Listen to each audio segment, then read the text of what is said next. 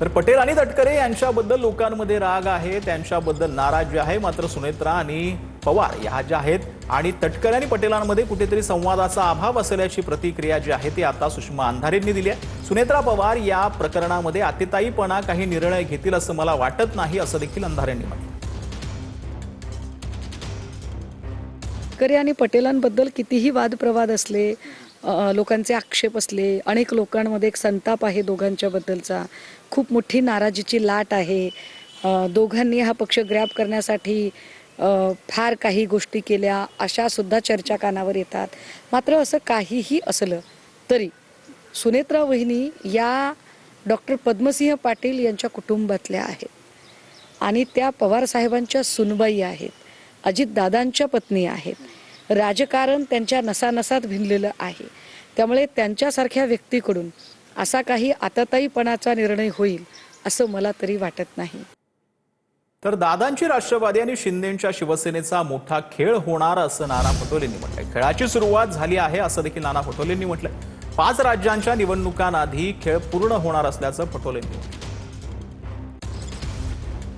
अजित पवार यांचा विमान अपघाताने मृत्यू झालेला होता हे आपण सगळ्यांना माहिती आहे।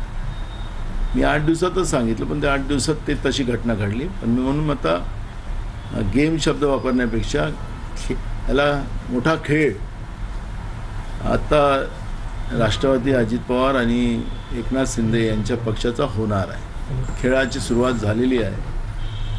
हे 5 राज्याच्या निवडणुकीच्या त्याच्यामध्ये या 5 राज्याच्या निवडणुकीच्या पहिलेच हा खेळ पूर्णत्वास जाईल असं चित्र आज निर्माण झालेलं आहे। तर छत्रपती संभाजीनगरमध्ये ठाकरेंच्या शिवसेनेतील अंतर्गत वाद चव्हाट्यावर आलाय। जिल्हा परिषद अध्यक्षपदाच्या निवडणुकीवेळी अंबादास दानवेंनी शिंदेंसोबत बैठक घेतल्याचा आरोप कृष्णा डोणगावकरांनी केलेला आहे। तर कर्जतमध्ये एका हॉटेलमध्ये सर्व ठरलं होतं असं डोणगावकर यांनी म्हटलं आहे। तर हे आरोप दानवेंनी फेटाळले आहेत। आमच्या 8 सदस्यांची ठाण्यात एकनाथ शिंदे साहेबांशी महापौर बंगल्यावर भेट झाली। त्याच्या आधी अंबादास दानवेंची देखील तिथे त्यांची भेट झाली आणि त्यांच्या भेटीनंतरच मग आमच्या सदस्यांची भेट झाली। शिवसेनेचा जिल्हा हा बालेकिल्ला आहे आणि आजही दोन्ही शिवसेनेचे मिळून बहुमत होऊ शकतं। तर आपण तो प्रयत्न करून त्यांना आम्ही मतदान करण्यापेक्षा आम्ही एकत्रित राहतो, आम्ही फॉर्म भरतो आणि त्यांनी सांगितलं की एकदा जर त्यांनी आम्हाला अध्यक्षपद नाही दिलं भारतीय जनता पार्टीने तर आम्ही काही निर्णय घेऊ शकतो, आम्ही तुम्हाला राजकीय फायदा होईल। आणि हेच मी त्या दिवशी अंबादास दानवेंच्या कार्यालयात जी पत्रकार परिषद झाली तेच सांगितलं मी कर्जतला सगळे सदस्य होते, तिथे गेलो होतो। तो कोणाचा फार्म हाऊस आहे मला काय माहिती, फार्म हाऊस नाही हॉटेल होतं ते कोणाचं मला माहिती नाही, पण मी तिथे गेलो होतो। ते हे सगळे सदस्य होते, यांनीच मला बोलवलं होतं, तिथं मी गेलो होतो। मला नाही कोणीच नव्हतं। आमचे 8 जण आमचे होते, 9 जण होते पूर्ण आमचे। कृष्णा पाटलाचे मागचंच 8 दिवसापूर्वीचा व्हिडिओ तुम्हीच काढा। तर मी काही कोणाच्या सदस्यावर उत्तर मला देण्यात काही इंटरेस्ट नाही आहे। कृष्णा पाटीलच काय बोललेले मागच्याच तेच बोला की अंबादास दानवेचं काही नव्हतं, आम्हाला सत्यसह तुम्ही कृष्णा पाटलाचं फक्त तुम्हीच चेक करा, मी काही त्याला उत्तर नाही देत बसणार।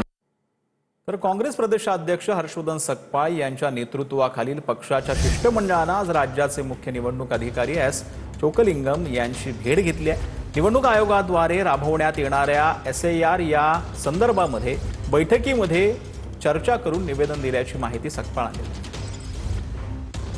SIR नावाची अत्यंत एक घातक पद्धत देशामध्ये तिचा अवलंब होत आहे आणि यातून मतदार याद्या दुरुस्त करणे, याची साफसफाई करणे ही प्रक्रिया अभिप्रेत असताना मात्र जे मतदार आहेत, जे भारतीय नागरिक आहेत, त्यांच्याच अधिकारावर गदा आणल्या जात आहे। एवढंच नव्हे तर बोगस मतदारांचेही नाव हे वाढवल्या जात आहेत आणि याचा कित्ता हा महाराष्ट्रात गिरवला जाऊ नये या अनुषंगानं आज आम्ही या ठिकाणी या सर्व प्रक्रियेच्या संबंधित अधिकाऱ्यांची आम्ही भेट घेतली।